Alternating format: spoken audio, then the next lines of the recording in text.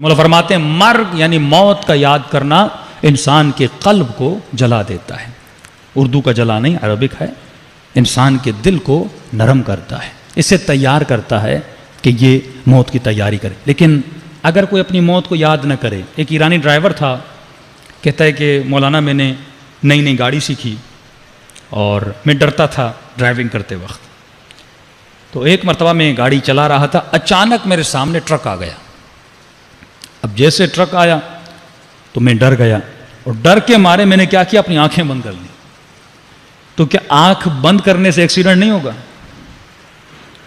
اگر کوئی مومن موت کے خوف سے آنکھیں بند کر لے، وہ کبوتر کے اوپر جب بلی حملہ کرتی ہے نا تو آنکھیں بند کر لیتا ہے، کیونکہ جب آنکھیں بند ہوتی آپ کو کچھ نظر نہیں آتا، آپ سمجھتے ہو بلی چلی گئی.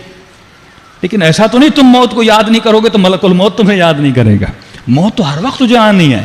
تو عقل مند کی نشانی یہ ہے وہ آنکھیں بند نہیں کرے. آنکھیں بند کرے گا تو ایکسیڈنٹ ہو جائے گا. لیکن عقل مند کی نشانی یہ ہے وہ ہوشیار رہے اور فوراً خود کو اس چیز سے بچانے کی کیا کرے، کوشش کرے. تو فرمایا پہلی چیز جو انسان کو موت کو یاد کرتا ہے، مولا فرماتا اس کے وجود میں ایک فرح پیدا ہوتی ہے، ایک خوشی کے آثار پیدا ہوتے ہیں. وہ انسان کبھی بھی ڈپریشن میں نہیں جاتا، اس کے وجود میں اللہ کا یقین پیدا ہو جاتا ہے، اور وہ ہر لمحہ زیارت علی ابن ابی طالب کے لیے تیار رہتا ہے. صلوات پڑھے محمد و آل محمد.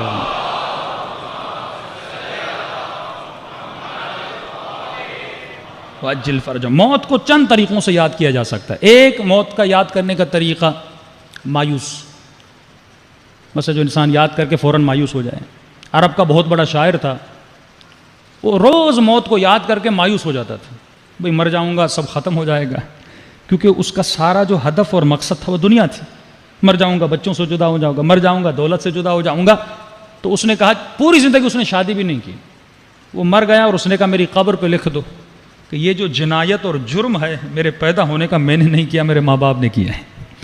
تو ایک تو بندہ ایسی زندگی گزارتا ہے، موت کو یاد کر کے پوری زندگی کیا رہتا ہے، مایوس رہتا ہے. دوسرا، موت کا زندگی گزارنے کا طریقہ غافلانہ طریقہ ہے. جیسے انگریز گزار رہے ہیں، وہ مایوس نہیں ہیں، ان کو پتہ ہے مرنا ہے لیکن پھر بھی مایوس نہیں ہے، بڑے خوشی سے کلبز میں جاتے ہیں، مزے کرتے ہیں، زنائیں کرتے ہیں، شرابیں پیتے ہیں. غافلانہ طریقہ. لیکن یہ طریقہ بھی خطرناک ہے، کیونکہ کب تک اپنی آنکھوں کو بند کرو گے؟ ایک دن تو آنا ہے کہ تمہیں موت آئے گی، ایک دن تو موت کا سامنا کرو گے. اور پھر وہی لوگ جب بوڑھے ہو جاتے ہیں چہرے پہ ڈپریشن کے آثار ہوتے ہیں، کیونکہ پوری زندگی تو گزار دی لیکن آخر میں مرنا ہے. ایک طریقہ جو علوی طریقہ ہے، اہل بیت کا طریقہ ہے، وہ واقع بینانہ طریقہ ہے کہ حقیقت کو دیکھ اور حقیقت کو سمجھ، اور حقیقت کو سمجھ کے اپنی زندگی کے قدم اٹھا. یہ طریقہ اہل بیت علیہ الصلوۃ والسلام کا طریقہ ہے. یہ طریقہ جناب قاسم کا طریقہ ہے. جب پوچھا جاتا ہے قاسم تیرے لیے موت کیسی ہے، تو فرماتے ہیں احلا من العسل، شہد سے زیادہ موت میرے لیے میٹھی ہے. یہ شہد کیوں ہے؟ کیونکہ قاسم نے اپنی زندگی کا ذائقہ شہد جیسا بنایا تھا. فرماتے ہیں یہ حیات پانی کی طرح ہے، جیسی تو زندگی گزارتا ہے ویسا ذائقہ تجھے چکھایا جاتا ہے. تو زندگی اہل بیت والی گزار، جب دنیا سے جائے گا تو تمہاری موت کا ذائقہ بھی قاسم کی طرح شہد سے زیادہ میٹھا ہوگا. صلوات پڑھے محمد و آل محمد.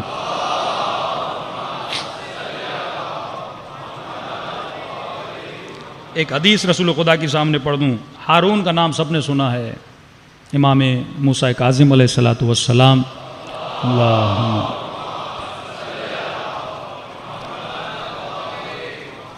فرماتے اس نے اپنے سپاہیوں کو کہا کہ کسی ایسے شخص کو ڈھونڈ کے لاؤ جس نے رسول خدا کی ایک بھی حدیث سنی ہو اپنے کانوں سے. لوگوں نے کہا اتنا زمانہ گزر گیا، رسول خدا کی حدیث کس نے سنی؟ اس نے ضد کی، کہا نہیں، مجھے وہ حدیث سننی ہے جس نے خود رسول خدا کے کانوں سے سنی ہو. بہت ڈھونڈا بہت ڈھونڈا بہت ڈھونڈا، آخر میں ان کو ایک بوڑھا ملا، 100 سال سے زیادہ اس کی زندگی، اتنا کہ وہ چل بھی نہیں سکتا تھا. اس کو ایک چھبی اور ٹوکری میں ڈالا اور ہارون کے پاس لے کر آئے. ہارون نے کہا بوڑھے بتا کیا تم نے رسول خدا سے کچھ سنا ہے؟ کہتے ہاں، میں 7 سال کا تھا جب میرے بابا مجھے رسول خدا کے پاس لے کر گئے تھے، اور رسول خدا کی میں نے یہ ایک حدیث سنی تھی اور یہ حدیث مجھے یاد ہے. کہ سنا وہ کون سی حدیث ہے؟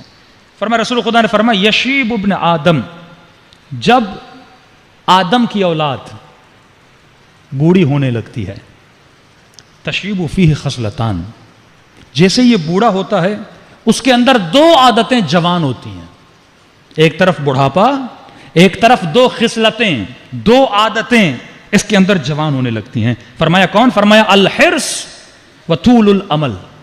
جیسے یہ بوڑھا ہوتا جاتا ہے، اس کی زندگی بڑھتی جاتی ہے، اس کے اندر حرص بڑھتا ہے۔ ایک حرص تو جوانی والا حرص ہے، لیکن جیسے بوڑھا ہوتا ہے حرص اور بڑھتا ہے۔ اس کی چھوٹی سی آپ کو مثال دوں کہ آپ نے دیکھا ہوگا بوڑھے لوگ جیسے بوڑھے ہوتے ہیں بہت زیادہ کنجوس ہوتے جاتے ہیں، یہ اس حرص کی نشانی ہے۔ دوسرا فرماتے ہیں وطول العمل، جیسے جیسے یہ بوڑھا ہوتا ہے اس کے اندر لمبی لمبی خواہشیں جنم لینا شروع کرتی ہیں۔ مثلا 60 سال کا ہو گیا، کہتے اللہ اتنی زندگی دے، بیٹے کی شادی ہو جائے، اپنے بیٹے کو دلہا بنتے ہوئے دیکھو۔ اللہ کہتا ہے ٹھیک ہے مان لیا، بیٹے کی شادی ہو جاتی ہے۔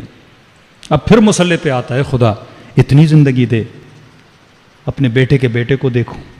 ہاں اب اللہ وہ بھی دے دیتا ہے، پھر کہتا ہے خدا اتنی زندگی، اب ان کی جوانیاں دیکھو۔ کبھی بھی اس کی آرزویں ختم نہیں ہوتی، دو خصلتیں ان میں بڑھتی ہیں۔ ہارون بہت خوش ہوا، اس نے کہا تیرا شکریہ۔ ہارون نے پیسوں کی تھیلی لی، اس بوڑھے کو دی جو چھبی میں بیٹھا ہوا تھا، اتنا بوڑھا چل بھی نہیں سکتا، اس کو پیسے کی تھیلی دی۔ بوڑھا بہت خوش ہوا، سپاہی کو کہا اس کو لے کر جاؤ۔ سپاہی اس کو لے کر گئے، ابھی یہ دربار سے نکلا نہیں تھا، اس نے سپاہی کو رک جاؤ رک جاؤ رک جاؤ۔ تو کیا ہے؟ کہا مجھے ہارون سے پھر ملنا ہے۔ کہا اب دربار سے، کہا ابھی تھوڑی دیر تو ہے، اتنا فاصلہ طے نہیں کیا، مجھے لے کر جاؤ، میرا بہت ضروری کام ہے۔ کہا واپس لے کر جاتے ہیں۔ پھر آیا ہارون کے پاس، ہارون نے کہا بھائی پھر کیوں آئے ہو؟ کوئی نئی حدیث کا؟ نہیں حدیث تو وہ ایک ہی تھی، میں یہ پوچھنے آیا ہوں کہ یہ جو پیسے آپ نے مجھے دیے ہیں یہ صرف آج دیے ہیں یا ہر مہینے دو گے؟ یہ جو پیسے تم نے مجھے آج دیے ہیں۔ ہارون اتنا ہنسا کہ قد صدق رسول اللہ، میرے نبی نے سچ فرمایا تھا، میں تو یہ سمجھ رہا تھا تو اتنا بوڑھا ہے کہیں باہر نکلتے نکلتے مر نہ جائے، تجھے اگلے مہینے کی بھی پڑی ہوئی ہے۔ تو یہ انسان کا حال ہے، کیونکہ انسان جب دنیا میں آئے، جب جیسے آدمی بوڑھا ہوتا رہتا ہے شیطان اس کے اندر اور حرص بڑھاتا رہتا ہے۔ تو یہ مت سوچئے کہ وہ لوگ کہتے ہیں مولانا بوڑھے ہو جائیں گے تو واجبات ادا کریں گے، بوڑھا ہو جاؤں گا تو زکوٰۃ دوں گا، خمس۔ بھائی ابھی نہیں دے رہے تو بڑھاپے میں تو بالکل نہیں دو گے، کیونکہ جیسے جیسے بوڑھے ہوتے جاؤ گے ویسے ویسے حرص کیا ہوتا جائے گا؟ بڑھتا جائے گا۔ یہ عادتیں جوانی میں اپنے اندر پیدا کرو اور ان عادتوں کو راسخ کر دو اپنے وجود میں۔ جب راسخ ہو جائیں گی تو مولا فرماتے ہیں تو علی بن ابی طالب کی زینت بن جائے گا۔ صلوات پڑھے محمد و آل محمد۔